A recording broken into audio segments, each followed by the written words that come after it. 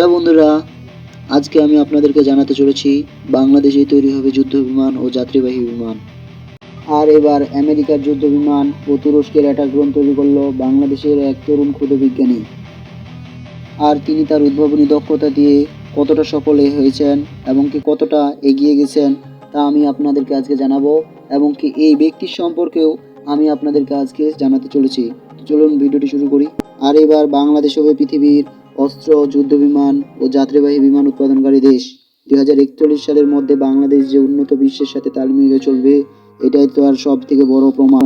আপনি ভিডিওটিতে যেরকম বিমানটা দেখতে পাচ্ছেন, এটা বাংলাদেশের ক্ষুদে বিজ্ঞানী তৈরি করে, যার নাম মোহাম্মদ আশির। তিনি চট্টগ্রামের প্রত্যন্ত অঞ্চলের একজন বাসিন্দা।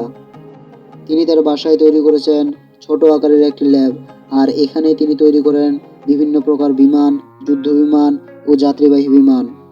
আর তার বানানো বিমান ও ড্রোনগুলো খুব ভালোভাবে কাজ করে বলে জানিয়েছেন Bangabandhu Sheikh Mujibur Rahman aviation and aerospace বিশ্ববিদ্যালয়ের উপাচার্য।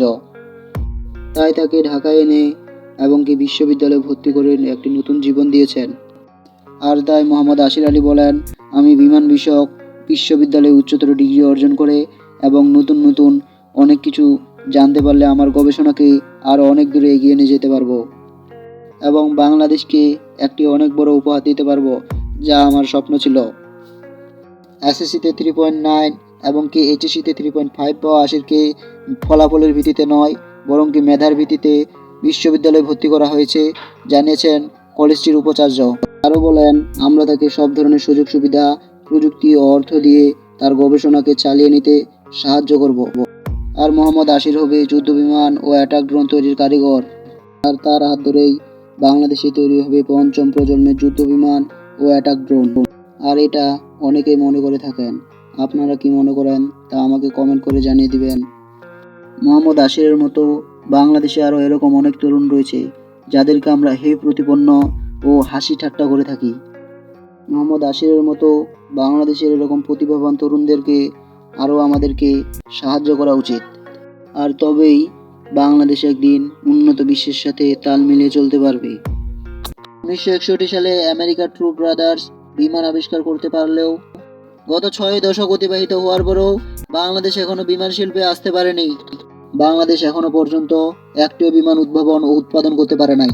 কিন্তু মোহাম্মদ আশিরের হাত ধরেই এবার সেই জায়গায় যেতে পারবে বাংলাদেশ। এই জায়গায় যদি বাংলাদেশ সফল হয়ে যায়, তবে বাংলাদেশের হাত অনেকটা শক্তিশালী হবে। পৃথিবীর শক্তিশালী দেশের তালিকায় বাংলাদেশ উঠে আসতে পারবে। মোহাম্মদ আশিরও দেশকে অনেক ভালোবাসেন, তাই তিনি দেশের জন্য সর্বোচ্চ দিয়ে চেষ্টা করবেন। তবে এই কথাটা সত্য যে একবারে একটা যুদ্ধ বিমান উৎপাদন করা সম্ভব নয়।